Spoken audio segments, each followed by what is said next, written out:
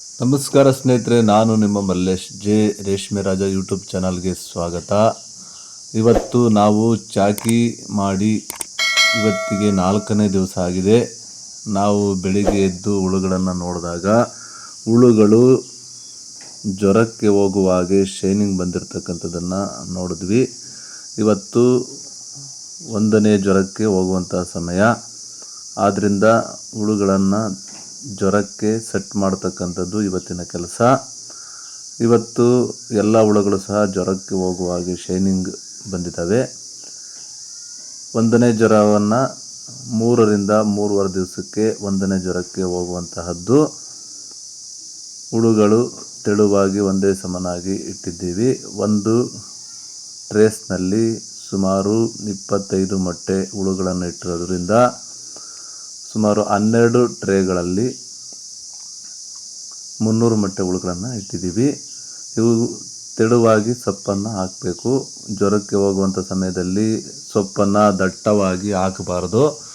ಹುಳುಗಳು ಮೇಲೆ ಕೆಲವು 5-10% ಹುಳು ಜ್ವರಕ್ಕೆ ಹೋಗಿರೋದ್ರಿಂದ ನಾವು ತೆಳುವಾಗಿ ಸೊಪ್ಪನ್ನು ಕೊಡಬೇಕು. ಪೂರ್ಣ ಪ್ರಮಾಣದಲ್ಲಿ ಜ್ವರಕ್ಕೆ ಹೋಗುವವರೆಗೆ ಸೊಪ್ಪನ್ನು ತೆಳುವಾಗಿ ಕೊಡ್ತಾನೆ ಇರಬೇಕಾಗುತ್ತೆ. ಆದ್ದರಿಂದ ಸೊಪ್ಪನ್ನು ಈ ರೀತಿ ಹೆಚ್ಚಿ ನಾವು ಹುಳುಗಳಿಗೆ ಸೊಪ್ಪನ್ನು ಹಾಕ್ತಾಯಿದ್ದೀವಿ. ತೆಳುವಾಗಿ ಒಂದೇ ಸಮನಾಗಿ ಹಾಕಬೇಕು. ಕೆಲವು ಕಡೆ ದಟ್ಟಾಗಿ ಗುಪ್ಪಾಗಿ ಹಾಕ್ತಕ್ಕಂಥದ್ದನ್ನು ಖಂಡಿತ ಮಾಡಬೇಡ್ರಿ.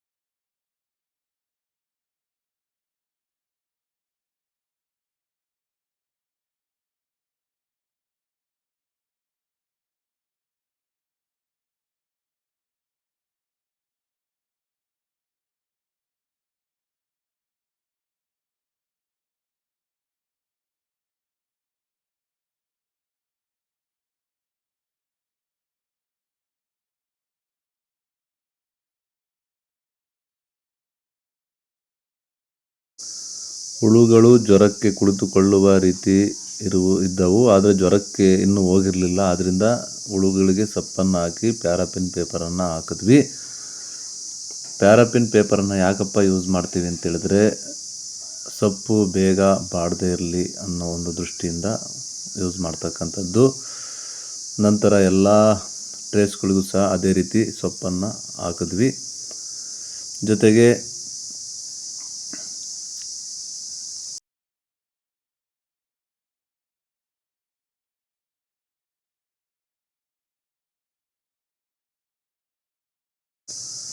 ಹಾಕಿದ ಸೊಪ್ಪನ್ನು ಹುಳುಗಳು ತಿಂತಾ ಇರ್ತಕ್ಕಂಥದ್ದನ್ನು ನಿಮಗೆ ಹತ್ತಿರದಿಂದ ವ್ಯೂ ಮಾಡಿ ತೋರಿಸಿದ್ದೀನಿ. ಎಲ್ಲ ಹುಳುಗಳು ಸಹ ಸೊಪ್ಪನ್ನು ತಿಂತಾ ಇದ್ದಾವೆ. ನಾವು ಚಾಕಿ ಆದಾಗಿಂದ ಬರೀ ರಸವನ್ನು ಮಾತ್ರ ಕುಡಿತೇವೆ.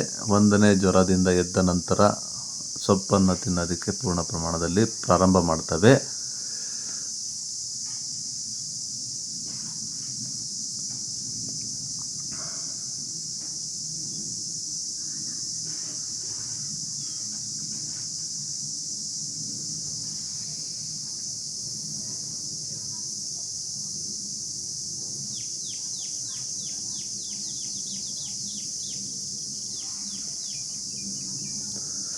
ಮಧ್ಯಾಹ್ನ ನಾವು ಹುಳುಗಳನ್ನು ನೋಡಿದಾಗ ಅಲ್ಲಿ ಒಂದು 80% ಹುಳುಗಳು ಜ್ವರಕ್ಕೆ ಹೋಗಿರ್ತಕ್ಕಂಥದ್ದು ಕಂಡು ಬಂತು.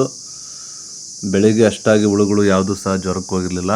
ನಾವು ಮಧ್ಯಾಹ್ನ ನೋಡಿದಾಗ ಹುಳುಗಳು ಈ ರೀತಿ ಜ್ವರಕ್ಕೆ ಹೋಗಿರ್ತಕ್ಕಂಥದ್ದು ಕಂಡು ಬಂತು.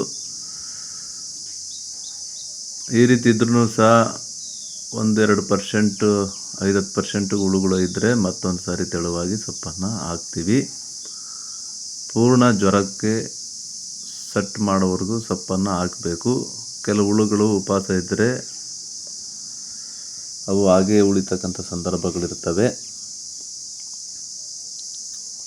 ನೀವು ನೋಡ್ತಾ ಇದ್ದೀರಾ 1ನೇ ಜ್ವರಕ್ಕೆ ಕುಳಿತುಕೊಳ್ತಾ ಇರ್ತಕ್ಕಂಥ ಹುಳುಗಳನ್ನು.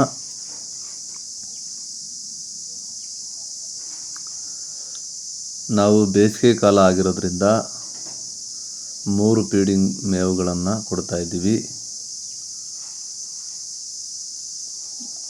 ಆಲ್ರೆಡಿ ಒಂದು 80% ಹುಳುಗಳು ಜ್ವರಕ್ಕೆ ಹೋಗಿದ್ದಾವೆ.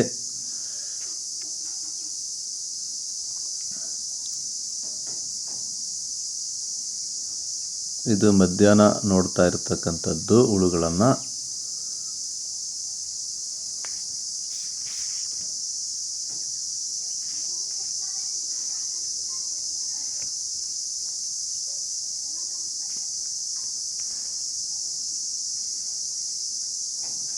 ನೋಡಿ, ಮತ್ತೆ ಈ ಹುಳುಗಳಿಗೆ ತೆಳುವಾಗಿ ಸೊಪ್ಪನ್ನು ಹಾಕ್ತಾ ಇದ್ದೀವಿ.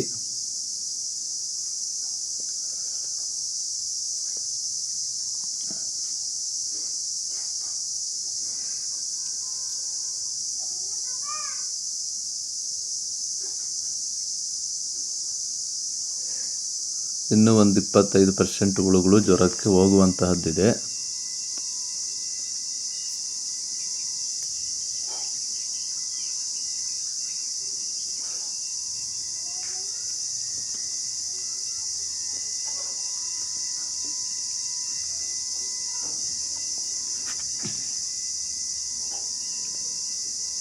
ಇದು ಸಂಜೆ ನೋಡಿದಂಥ ಸಮಯದಲ್ಲಿ ಹುಳುಗಳು ಪೂರ್ಣ ಪ್ರಮಾಣದಲ್ಲಿ ಎಲ್ಲವೂ ಸಹ ಜ್ವರಕ್ಕೆ ಹೋಗಿರುವಂಥದ್ದು ಕಂಡುಬರುತ್ತು.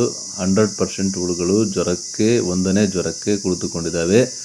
ನಿಮಗೆ ಇದು ಸಂಜೆ ವಿಡಿಯೋವನ್ನು ಮಾಡಿ ನಿಮಗೆ ತೋರಿಸ್ತಾ ಇರ್ತಕ್ಕಂಥದ್ದು. ಈಗ ಎಲ್ಲ ಹುಳುಗಳು ಸಹ 100% 1ನೇ ಜ್ವರಕ್ಕೆ ಕುಳಿತುಕೊಂಡಿದ್ದಾವೆ.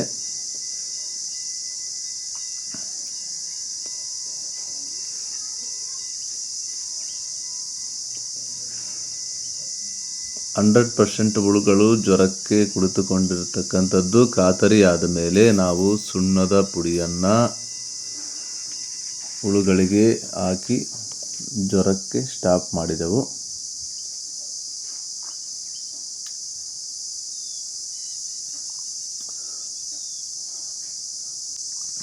ತೆಳುವಾಗಿ ಸುಣ್ಣವನ್ನು ಕೊಡಬೇಕು. ದಟ್ಟವಾಗಿ ಹುಳುಗಳಿಗೆ ಸುಣ್ಣವನ್ನು ಕೊಡಬಾರ್ದು. ನಾವು 2ನೇ ದಿವಸ ಎಲ್ಲ ಮಳೆಗಾಲದಲ್ಲಿ ಕೊಡ್ತೀವಿ. ಆದರೆ ಬೇಸಿಗೆ ಕಾಲದಲ್ಲಿ ನಾವು ಜ್ವರಕ್ಕೆ ಕುಳಿತುಕೊಂಡಾಗ ಮಾತ್ರ ಸುಣ್ಣವನ್ನು ಕೊಡ್ತಾ ಇರ್ತಕ್ಕಂಥದ್ದು. ಬೇರೆ ಚಳಿಗಾಲ ಮಳೆಗಾಲದಲ್ಲಿ ಪ್ರತಿದಿನ ಕೊಡುವಂಥದ್ದು ಇದೆಲ್ಲ ಸಹ ಮಾಡ್ತೀವಿ. ಇದು 1ನೇ ಜ್ವರಕ್ಕೆ ನಾವು ಹುಳುಗಳನ್ನು ಸೆಟ್ ಮಾಡಿರ್ತಕ್ಕಂಥದ್ದನ್ನು ನಿಮಗೆ ಪೂರ್ಣ ಪ್ರಮಾಣದಲ್ಲಿ ತೋರಿಸ್ಕೊಟ್ಟಿದ್ದೀನಿ. ಎಲ್ಲರಿಗೂ ಸಹ ಈ ವಿಡಿಯೋ ತುಂಬ ಅರ್ಥ ಆಗಿದೆ ಅಂತೇಳಿ ಭಾವಿಸ್ತಾ ಇದ್ದೀನಿ. ಮತ್ತೊಂದು ವಿಡಿಯೋದಲ್ಲಿ ನಿಮಗೆ ಭೇಟಿ ಮಾಡ್ತೀನಿ. ಅಲ್ಲಿವರೆಗೂ ನಿಮ್ಮೆಲ್ಲರಿಗೂ ಸಹ ಧನ್ಯವಾದಗಳು.